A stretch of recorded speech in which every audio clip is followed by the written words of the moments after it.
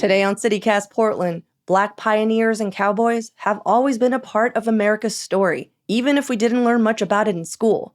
Thankfully, we're all becoming more aware of the gaping holes in our shared histories. For example, did you know that white cowboy culture was modeled after the Mexican and Spanish vaqueros? Right down to the modern-day cowboy hat and boots. That's right, Mexicans. Frontier times were a lot more inclusive and interesting than many of our Western films have led us to believe. And Ivan McClellan, a Portland-based photojournalist, is hoping to uncover and share a bit of that hidden history on Saturday, June 17th at the Expo Center. His 8 Seconds Juneteenth Rodeo is not only going to introduce many of us to Black cowboy culture, but it's going to showcase some of the best horse riding you'll see all summer. It's Thursday, June 8th. I'm Claudia Meza, and this is what Portland's talking about. Ivan, thanks so much for making time for us. Oh yeah, thanks for having me on. I appreciate it. I feel like when people think of cowboys, most people immediately think of like John Wayne or like white guys in cowboy hats. But that was never the truth, right? As you've been learning? Well, I mean, it was part of the truth. You know, I think our work has never been to take away that icon. Like I grew up with that icon and I love it. We grew up watching Bonanza and Gunsmoke. I remember when Tombstone came out with Val Kilmer and he was like, "I'm your Huckleberry." We walked around and said that for years. And what was it about that, Ivan? Because I feel like a certain generation, I'm now including you in mine, always, "I'm your Huckleberry." Like, what was it about like some dude who almost who was dying of like consumption was so cool and captivated our minds? You know, I would pretend to cough into little rags because I was just like, yeah, I don't know what it was. I was probably, you know, in elementary school at the time, and it just hit hard. I don't know why, but it just seemed like maybe the least badass thing to say. It really is. "I'm your Huckleberry." He could have been like, I'm your precious strawberry. And we would have been like, damn, that's so hard. Exactly. Because he was fast at his guns. That's why. I mean, if you like said, "I'm your Huckleberry," and then he got shot, that would have been that would have been sad. But he was so cowboy that he could get away with saying ridiculous things. And I don't know. That icon, like, I love it. And it's never been the intent of my work to take a thing from that, but to add to it. I mean, I grew up in Kansas and I grew up with, you know, Mr. Wills down the street had cows. And we were like, "Oh, Mr. Wills is always out there messing around with them cows." You know, we lived on 5 acres and everybody on our block had 5 acres behind their house. You know, we would run around in the field, no shoes on, picking blackberries, catching fireflies. Like that was just like how we lived. But I never related to any of that. And I never called Mr. Wills a cowboy, even though he was cowboying because of that icon. I really thought that a cowboy was a white person. And I thought that a Black cowboy was a punchline. Because in Hollywood, Cowboy Curtis on Pee-wee's Playhouse was a joke. He was flamboyant and ridiculously dressed and did silly things. There was a period of time where like it was a joke. It was a punchline of like it was enough to get a movie greenlit to say, "What if the president was Black?" You know, and he's Chris Rock, and insanity ensues. You know, it's just like. Of course, that's something that could never happen. And then it happened and it was like, whoa. When I got invited to my first Black rodeo in Okmulgee, Oklahoma, in 2015, I was absolutely blown back to see 2,000 Black cowboys that were definitively cowboys. They weren't anything like what I'd seen in movies, but that's how they defined themselves. And they were absolutely proud and absolutely skilled to be cowboys. And it disrupted that icon for me, you know, permanently. Tell me about that a little bit. Like, you know, a lot of people have not been to a rodeo. They don't know what is going on. Like, could you walk us through it just a little bit? Yeah, that rodeo, you know, I remember seeing hundreds and hundreds of horse trailers. It was 105 degrees. And just like the smell and the barbecue smoke in the air and the hip hop and R&B and gospel mingling coming out of different trailers just created this atmosphere. There were big old, Monsanto bugs like jumping on my clothes, grasshoppers as big as my hands. But were people just And wearing like traditional cowboy garb? Like, tell me about that. no, no, I saw like young men with no shirt on because it was hot. And then they had on like gold chains. And then some guys were wearing like Jordans and basketball shorts. And they were riding horses like this, walking around talking trash to the other riders.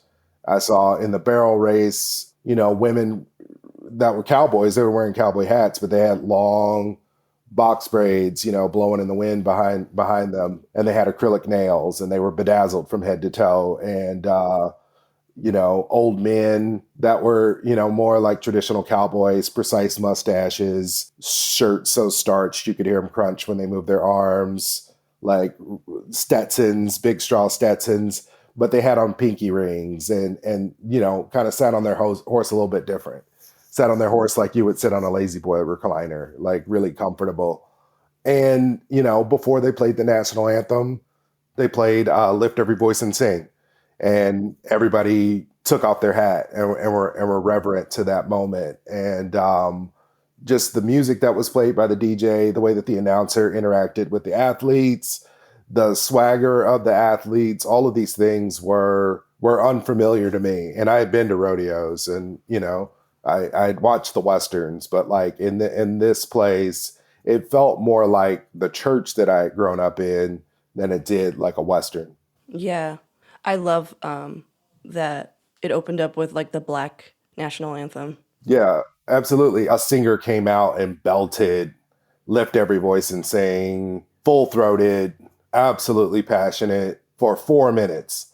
I think it's typically like a 2 minute song, and they just say they started all over and sang it and sang it and sang it, and the crowd cheered and supported them as they sang and got down on his knees, and then they played a recording of the national anthem. Somebody just Yeah. hit play. They're just like, And you've heard this song. it wasn't anywhere near as spectacular. Yeah, I feel like a handful of years ago, like Black cowboy culture really seeped into the mainstream because Black cowboys, Black pioneers, that's a historical fact. But I feel like urban Black cowboys really, I mean, Little Nas X, but not only that, I mean, the Compton Cowboys have been doing their thing for years, and a lot of people don't know. Have you heard of the Compton Cowboys? Yeah, I've been down there and hung out with them. That's so cool. Could you explain that to someone who maybe has not heard of who the Compton Cowboys are? Yeah, so they're a riding club. They're a group of cowboys that raise horses, and they have a youth program where they teach kids horsemanship and equestrian. The core group are about 6 to 8 guys and women that grew up in Compton, and they came across this horse program, and it saved their lives, and it was a real positive influence for them. Turns out Compton is zoned agricultural land, Mm-hmm. Mm-hmm. and every house there has something going on behind it, whether it's horses or goats or chickens.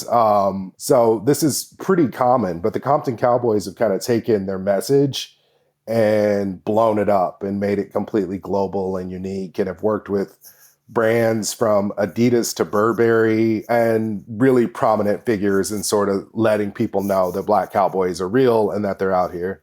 I brought up the Compton Cowboys because you were talking about the first rodeo you saw, and you were saying like, oh, they were in chains, they were wearing, Jordans. I was just like, oh, how you must have heard of the Compton Cowboys then, because like I feel like even though they do don some more traditional Western wear, a lot of the kids are just going up there with what they have, like what they're wearing. Yeah.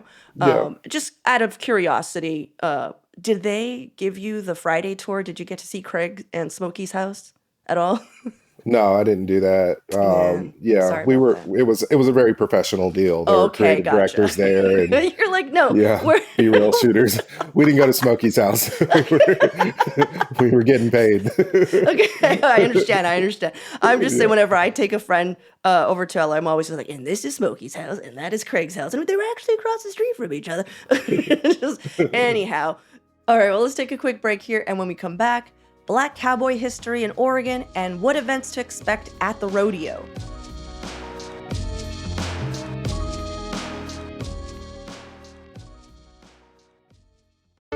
Hey, CityCast Portland, it's Michael Ziviak.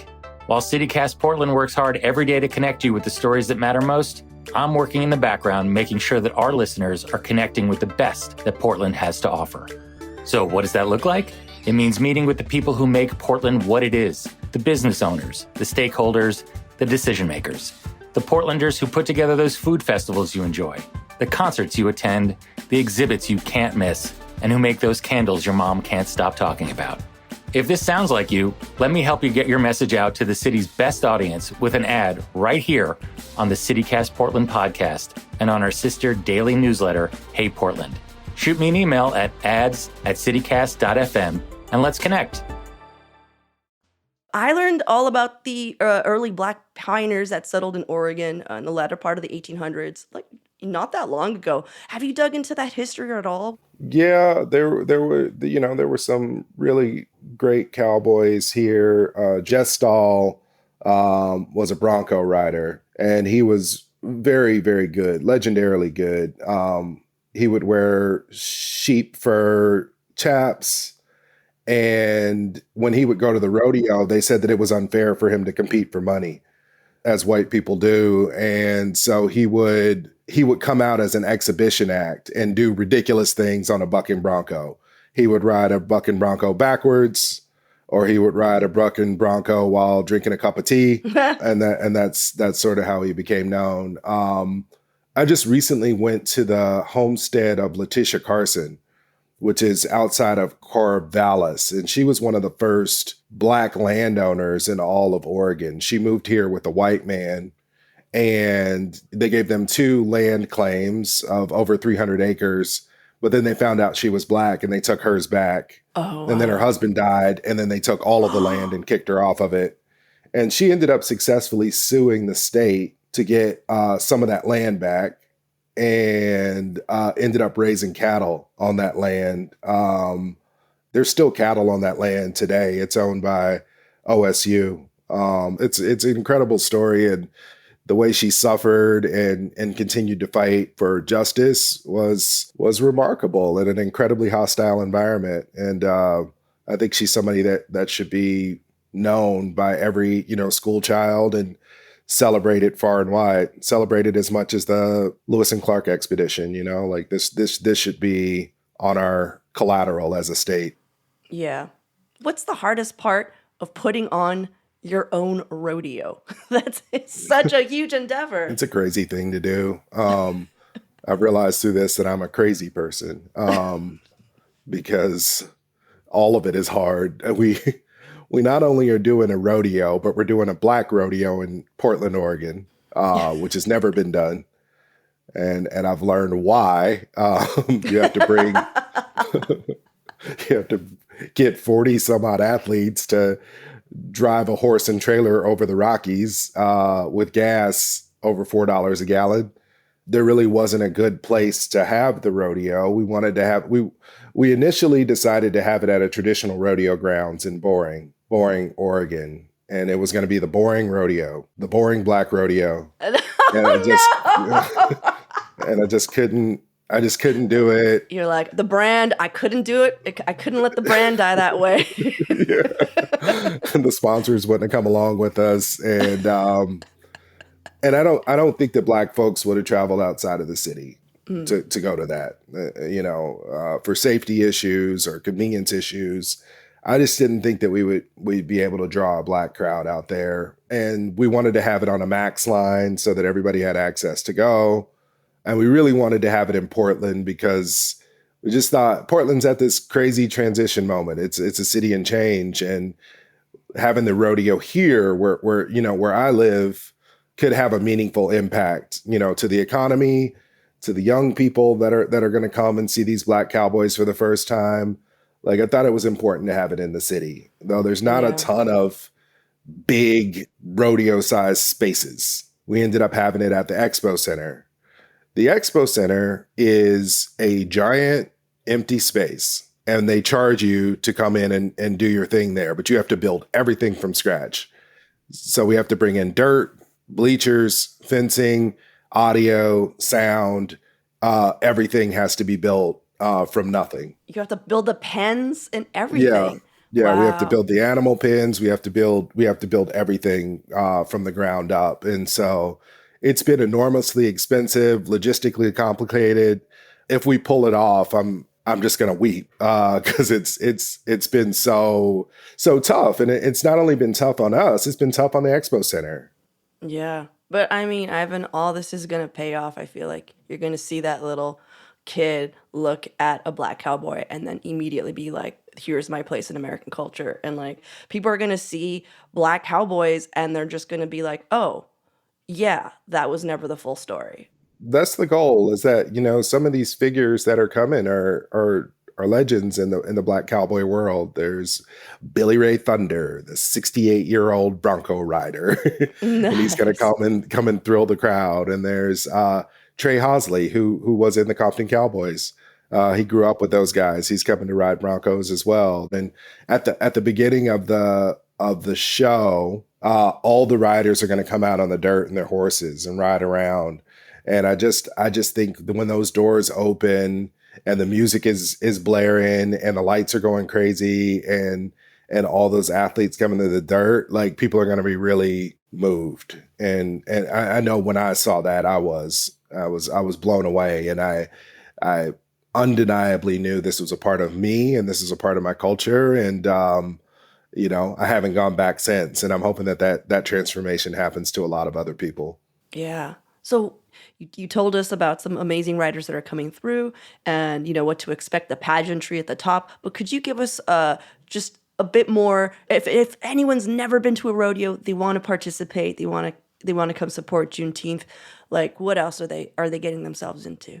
So we open up at 3. We're going to have a cowboy teaching roping lessons so you can learn to rope. We're going to have a mechanical bull. In Exhibit Hall A, there's going to be, vendors from food to apparel, a lot of Black-owned local apparel vendors. And then there's going to be a lot of agencies from the fire department is going to be recruiting out there. To Reach are going to be doing like a bunch of different medical screenings and stuff like that. There's a VIP experience. There's a VIP bar that's being set up by Jack Daniels. So we're going to have a lot of folks in there hanging out, having craft cocktails. And then the rodeo starts at 7. We're going to start with Lift Every Voice and Sing. We're going to try and get that to 5 minutes. This time around. We're going to have somebody. You're like, that is a 20-minute anthem. That'd be so great if every black rodeo just tries to up that time. Exactly. How long was your black national anthem? Pathetic. They didn't even try. 3 minutes.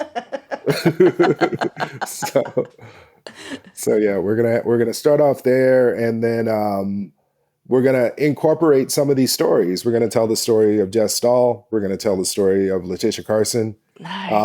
So we have that storytelling component there, and we don't lose track of the fact that this is a Juneteenth celebration.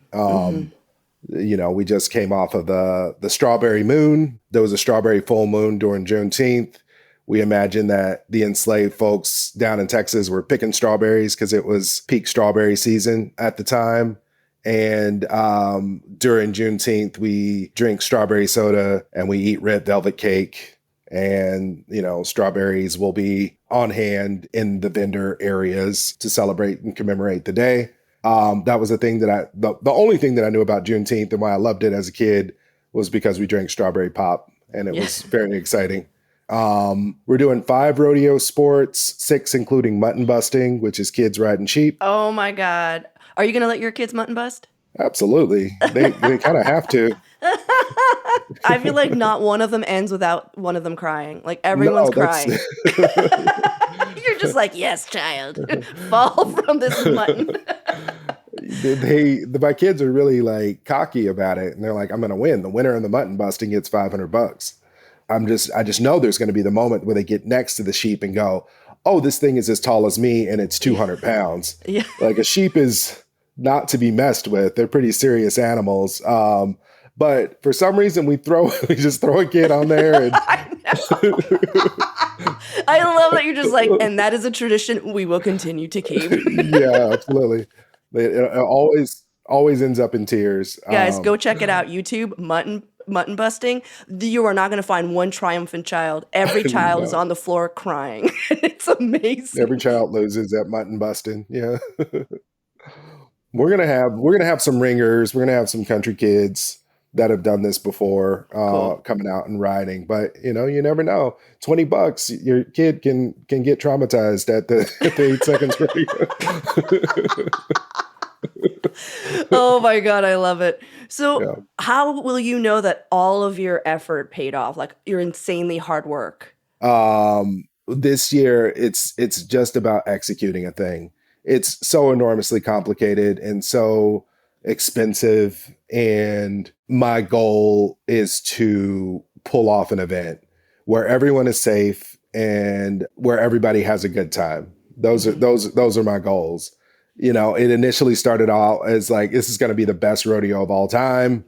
This is going to change the Western game. And like, I got humbled. I think one of the first people that I talked to, I ran into a guy and I said, I've just been walking around telling people about it, grassroots, like getting people engaged, getting people excited. And I walked up to a guy and I said, hey, have you heard about the Black Rodeo that's coming to town? He said, no. I said, yeah, we're doing a Black Rodeo at the Expo Center. You should come out and check it out. He said, man, that's so great. What's a rodeo? And I was like, oh, no. Well, exactly. Yeah. I'm really happy it's happening. I'm really proud of you. We're a very small podcast, but if there's ever anything we can do to help, we'll be your huckleberry. Oh, yeah. I appreciate it. And then you shoot me. You're like, Claudia, do you remember how that plays out? Yeah, exactly. No. I shoot the oppressive cowboy stereotype that never existed. Got it. No.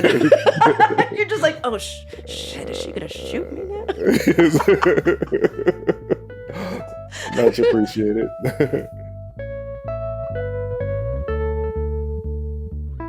You can still buy tickets for the 8 Seconds Juneteenth Rodeo. We'll link to it in our show notes. Doors will open at 3 p.m. And as Ivan mentioned, there will be vendors and activities throughout the day with the rodeo show happening at 7 p.m. There are other cool things happening all over Portland that Juneteenth weekend, which is next weekend, starting on the 16th. Here are some of our picks. On Friday night, the 16th, there will be a Juneteenth cookout at the Red on Salmon Street. So live music, DJs, food vendors, a photo booth, activities for kids, a full bar. It's going to be awesome. There's also the parade that kicks the whole celebration off on Saturday the 17th at 11 a.m.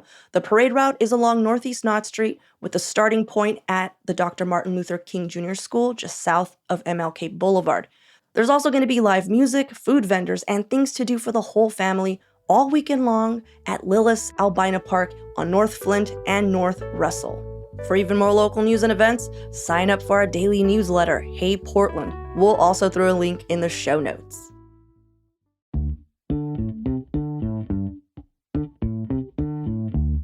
That's all for today here on CityCast Portland. If you enjoyed the show, please share it with a friend, rate or leave us a really good review. It all helps us out. We'll be back tomorrow morning with more from around the city. Until then, see you at Slim's.